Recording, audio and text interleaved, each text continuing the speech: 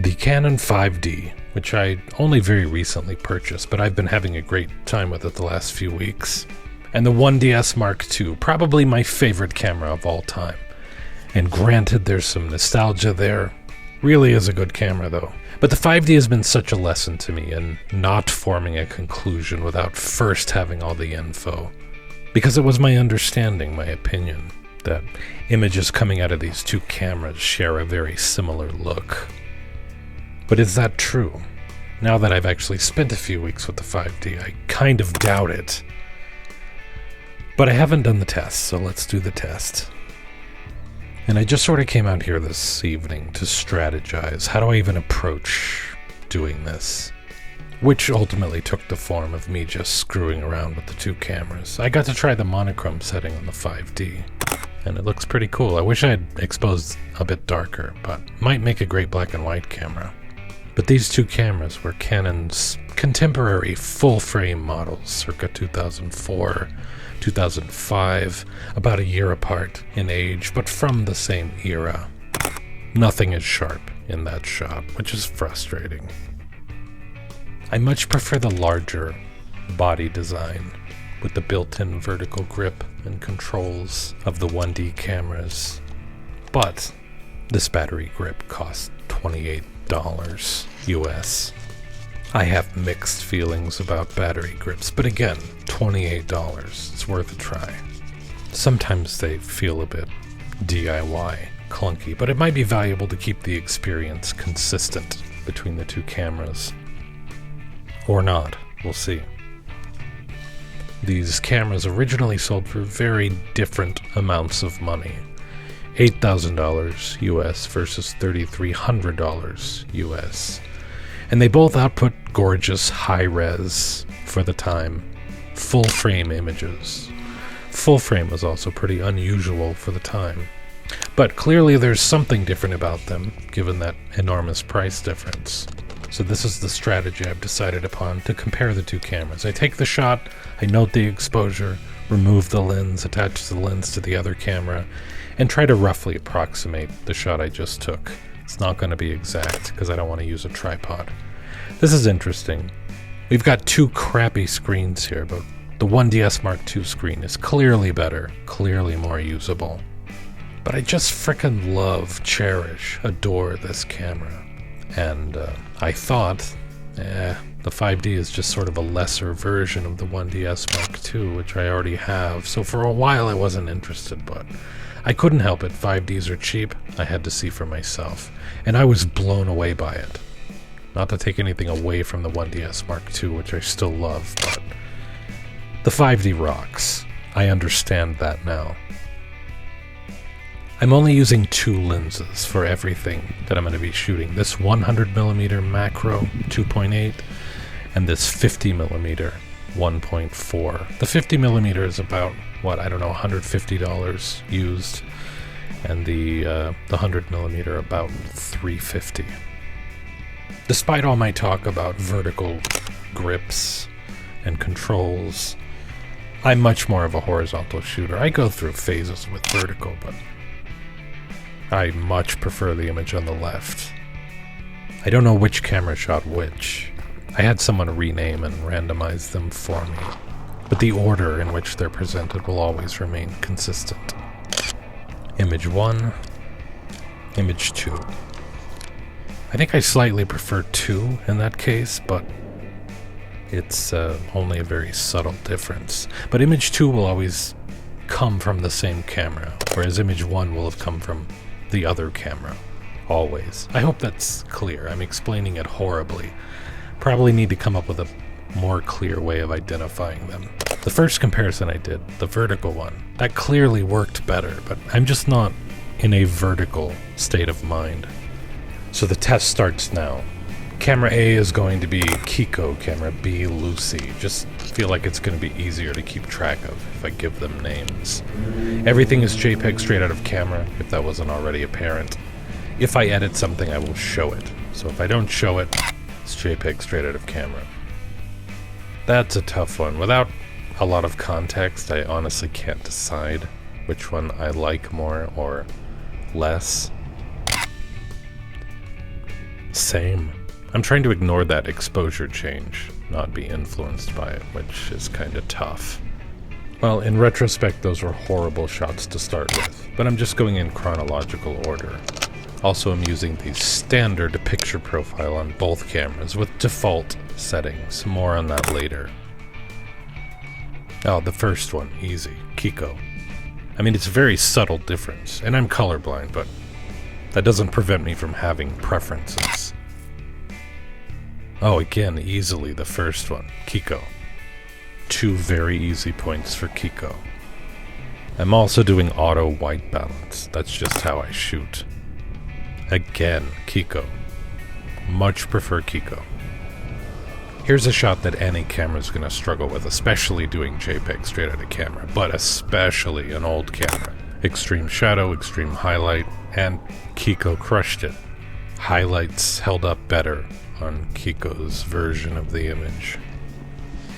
They both did better than I expected, though. Even with a modern camera, I'd be shooting that in RAW, underexposing and bringing up the shadows in post. So I have no issue with either camera. I'm dealing with minutia here. This one's really tough. Kiko, I prefer the color, but Lucy did a better job retaining highlight detail. I can't give a point on that one. I find it really unfortunate that the 5D will not give you a flashing highlight warning when viewing the image in full screen. You have to kind of drill down to the info screen. Looks like the lighting conditions may have changed between shots, so I can't really give a point on this one either. But I rely on that highlight alert on old DSLRs. Just not enough context. Again, they both look fine, but one is prioritizing the sky and the other the building, it seems. Okay, 1 point for Lucy here. Kiko is clearly the warmer of the 2 cameras, but it feels kind of like too much here. I appreciate restraint sometimes. Frequently, actually. It's just entirely subjective, but I can't help it. Same color difference, but I prefer Kiko this time. It's just a gut reaction. It's a little different between the 2 cameras, how you interact, change various settings, which is not a problem individually. They're both fine, but switching back and forth is a little rough at times. I prefer Lucy this time. There is a little bit of a lighting change, but I don't think I'm being influenced by that. There is a double on position on both cameras, which on the 1D means that the camera is going to beep when it locks focus. On the 5D, it activates the aperture dial on the back. So I have to remember to go to the second on position on one camera and definitely not on the other. Kiko. Again, I prefer Kiko. But I liked them both. Both cameras are doing a good job. Without even seeing Lucy, Kiko loses this one. It's just too warm. It reminds me of when I first started editing RAW files, and I would just crank the temperature slider too far to the right all the time. So we do not have a blowout here. It's 6-4 currently with Kiko in the lead. Make that 7-4. Kiko in the lead. You know, I kind of have a guess about which camera is which, but I'm also confused on a few points. So I'm gonna hold off on making a guess. Okay, big lighting exposure change. I can't declare a winner here. But what is that vignette, that strong vignette with Kiko? I've noticed that on a few images actually, with 2 full-frame cameras, that the camera itself should have no bearing on the severity of the vignette. That would be a property of the lens and the f-stop, which were identical on both cameras. So unless one camera is correcting it in software, but I didn't think that was a thing yet. I have no preference between these 2 images. I'm briefly jumping ahead to this portrait session with my old pal Lindsay. I just wanted to take a look at the raw files between the 2 cameras. So we're intentionally choosing a very difficult lighting situation, putting her in a rather dark shadow area with a big bright sky blasting at us from the background. So I'm trying to retain some detail from that sky as much as possible. The method I'm using is underexposing her severely, and the intention is to bring her exposure back up in post, but leave the sky alone. And it didn't do that great of a job on either count, but it didn't do that bad of a job either. Honestly, it was about like I expected. Just more or less in line with my memory of working with RAW files at the time these cameras were the current models. See, it lost a bit of sharpness in the shadows. It's not really that noisy though, and to the extent that it is noisy, we can correct that with modern tools. So there's JPEG straight out of camera versus the edited RAW file. The lesson there is just get it right in camera. I mean, you really can't get a shot like that right in camera. Instead, you should just embrace one of the two extremes. Either blow the sky, expose for her, or let it be dark.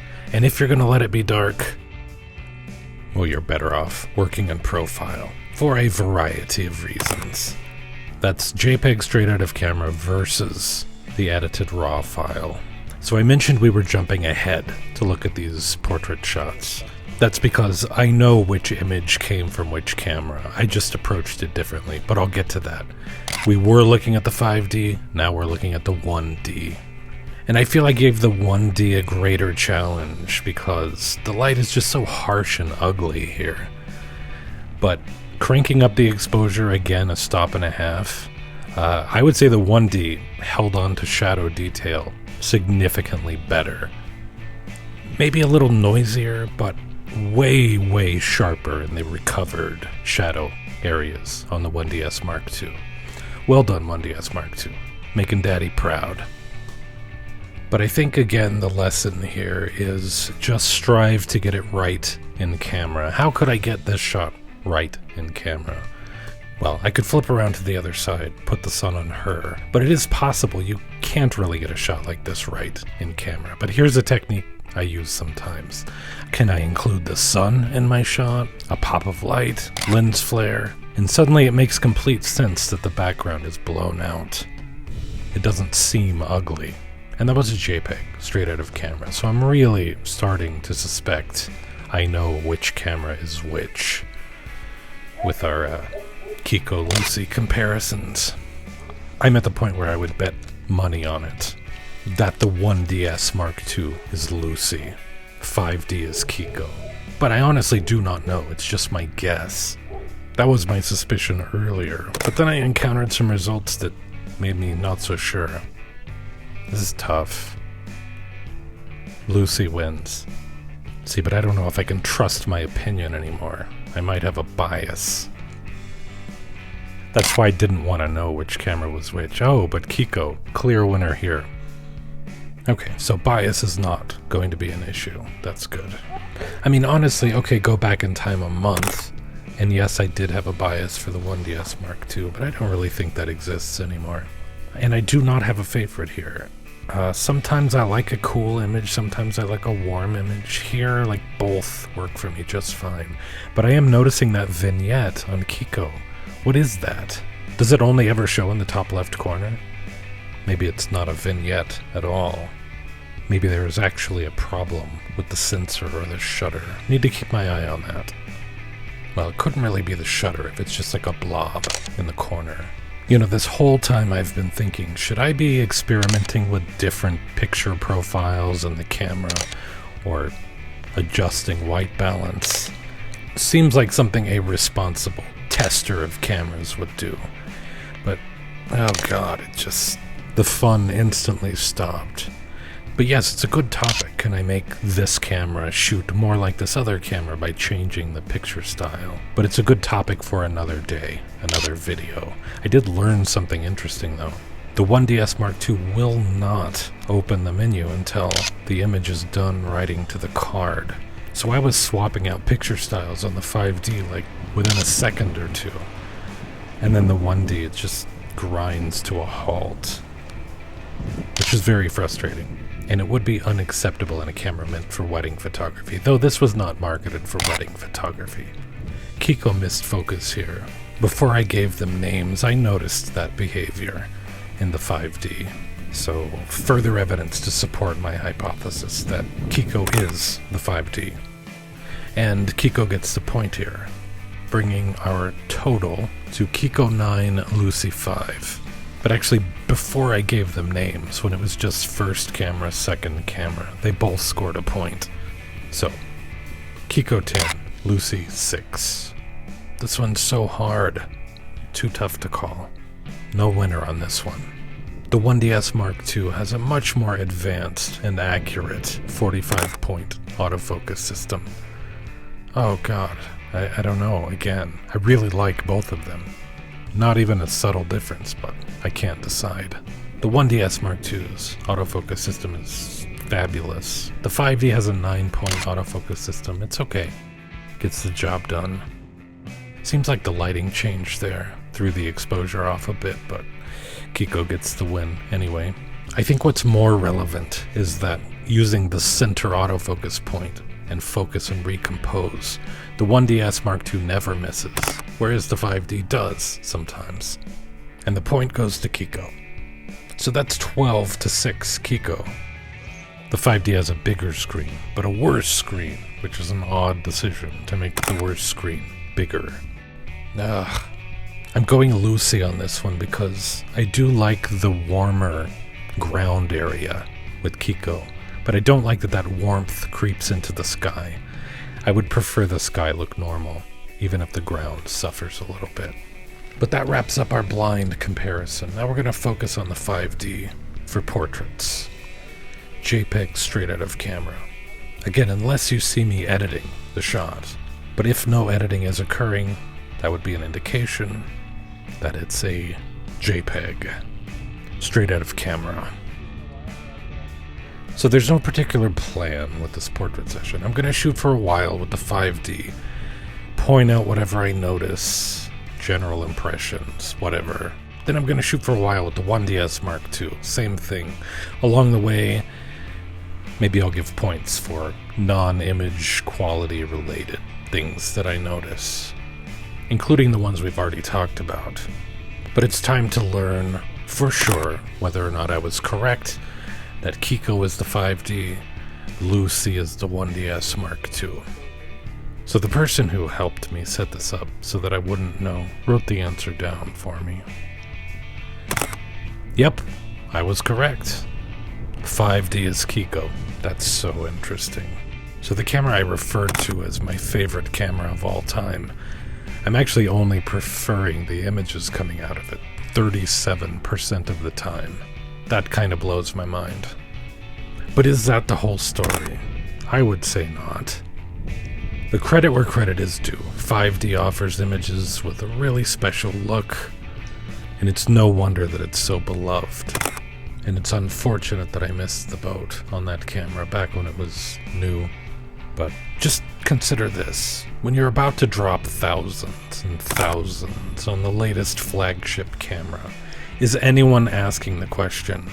This camera is known to deliver images with a really special look, right? That's why it costs so much money. No, they probably just assume more expensive equals better, and or compare specs. And so, if you're going to be consistent, 1DS Mark II, way more expensive, and across the board, better specs. But is that the whole story? I would still say no. I mean, I have the material sitting here in front of me. I could certainly do an A-B resolution comparison between the two cameras, and the 1DS Mark II would win easily. But who cares? I shoot old cameras as much for the experience as any other reason. The experience matters a lot to me. And the experience between these two cameras is not at all similar. They're both good in terms of experience, but to me one is very clearly better. I mean, the 5D is absolutely charming to use. It's the Millennium Falcon, but the 1DS Mark II is the fucking Death Star. Granted, the Death Star is always blowing up and stuff, but of course in real life that's not how that would go down. But the 1DS Mark II is just this incredible precision, ultra-reliable, ultra-refined implement of photo destruction. You know, I don't feel inclined to give out points anymore. Let's just discuss and get to the bottom of this. ordinarily, particularly during a portrait shoot, I'm more likely to use the outer autofocus points. But today I'm doing a lot more focus and recompose, and that's simply because all the crap I have mounted on the camera to get video makes it difficult to press the appropriate buttons to accomplish the task of moving the focus point around. Loving the colors on this shot here. Although this is derived from the raw file, it's more or less exactly what a JPEG straight out of camera would look like. I used Canon's DPP, their free raw editing app, to export it into Photoshop. Yeah, gorgeous. I'm loving this series. The 5D is really giving it that vintage flair. Really suits this little spot we found to shoot, and it really suits the lighting conditions. And I would say it really suits what she's wearing, what she's doing.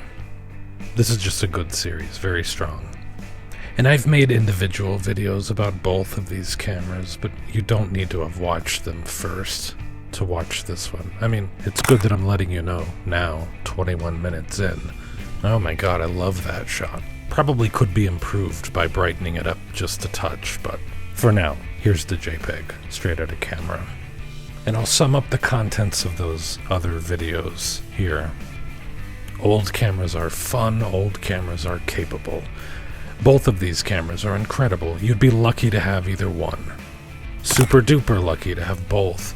Although, and not because this is some like steaming hot competition where the cameras have to prove themselves to me. I might sell one if at the end of this there's a clear winner, to the point where I'd be unlikely to pick up one of the cameras as much because I just prefer the other. Then it would make sense to sell. I'm not a collector. It bugs me to have unused things sitting around, but also I'm just poor, broke, going through tough financial times. So I'm basically selling anything that isn't serving a practical purpose these days. Oh, I love that shot. Love her incredible pose there. I mean, all of these could be improved by tweaking exposure, doing a little retouching of fabric, but that's not the point. So is the 5D good enough in 2025? Are you good enough in 2025? Because if so, the camera model is sort of irrelevant. Really though, I don't have any contempt for those sorts of videos, other than the trend itself. Trends in all forms kind of annoy me to some degree, but the idea behind it is good, useful, don't have a problem with that. But also, the question kind of feeds into something that's very wrong. So, I don't know, it's a mixed bag, but the truth is the moment you stop worrying about whether a camera is good enough is the moment you start taking better photos. Gear matters a little, sometimes, but not that much. I mean, if I came home with 0 photos because they were all completely black, then obviously the 5D is not good enough in 2025. But then again, that would be more likely to indicate that it was just broken. But if I am coming home with photos and I like them, clearly it's good enough. Just in case you couldn't visualize a 9-point autofocus system, I thought I would just make it super clear for you. It's weird though, in the viewfinder on the 5D, it does not show you your ISO, whereas it does on the 1DS Mark II. Just another weird choice. But you may be in the position to benefit from new expensive gear. It's even possible to need new expensive gear, I suppose. Although, I bet those cases are rare. I'm sure they exist though. But I think way more people neither need nor will benefit from new expensive gear. They just want it. Because marketing is doing its job, getting you to spend money you shouldn't. And this is the 45-point autofocus system on the 1DS Mark II, which is just so much better and so much more accurate, but I'm not going to be able to effectively demonstrate it because of all the stuff I've mounted to the camera. Check this out. See at the top left corner, this little gap in the branches? Now stuff like that I try not to include in my composition, so notice Notice I didn't include it, and yet it's back. And that's because with the 5D, you're not seeing the entire field of view in the viewfinder, which is so annoying. I measured it, so this is the difference between what you're seeing and what you're getting. That's a huge negative for me. So now portraits on the 1DS Mark II. 5D is done for the day. You can go home, 5D. Take a nap. Oh yeah, we stopped for coffee.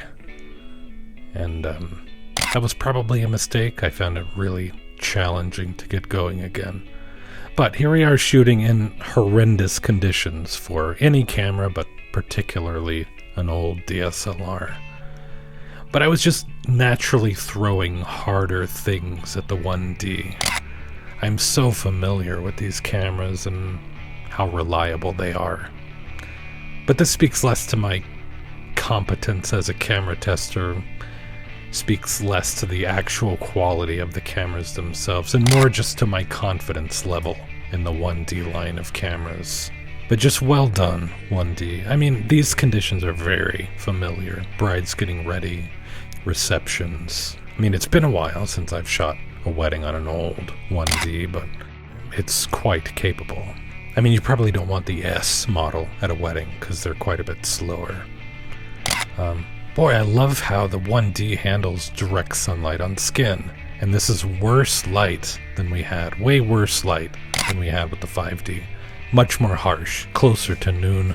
But there was just this, I don't know, oversaturated look on the 5D when the sun was hitting her directly. And maybe it's undersaturated on the 1DS Mark II, but I'd prefer that. Just seems more mature, more professional to me. We're dealing with the subjective, personal opinion of me. Look, I exposed for the hands, the arms here. Looks so good. I mean, how the camera is handling direct sun on skin. I really prefer it on the 1DS Mark II. Really, really prefer it. But new gear, there's no problem having it, wanting it, spending money on it. Just don't forget that there's another option. Old, used. Is the 1DS Mark II good enough in 2028? Yes. But is it good enough in 2032? Yes. Oh, but is it good enough in 2033? Yes. 2050? Yes. 2066? Yes. As long as it still works? Yes. As long as you can still get it repaired? Yes. But what about 2079? No. Sorry. Now you have to upgrade. Can't explain why. Just trust me. Such is the case with JPEG straight out of camera, but on all of these I wish the exposure were a little different, a little darker, more like her actual skin tone. An easy tweak in Lightroom, of course, but again, these are just JPEGs straight out of camera, so leaving things the way they are, not tinkering them to death, to me that's part of the JPEG straight out of camera philosophy. Taking on a video like this, a subject like this, I of course hope for something more definitive, but I don't think I'm going to sell either camera. I think they both have their place. If I'm going to go shoot professional portraits, I'm grabbing the 1DS Mark II for many, many reasons. If I'm just going to be walking around shooting for fun, shooting for me, shooting for YouTube, it's probably going to be the 5D. Sans battery grip, though, I think. With the battery grip, it's just kind of a poor imitation of a 1D. And I'd rather just let the 5D be the 5D. But I do prefer basically everything physically about the 1D more. But the 5D is also charming. It feels and it sounds very much like shooting a 35mm film SLR, an FSLR, I suppose.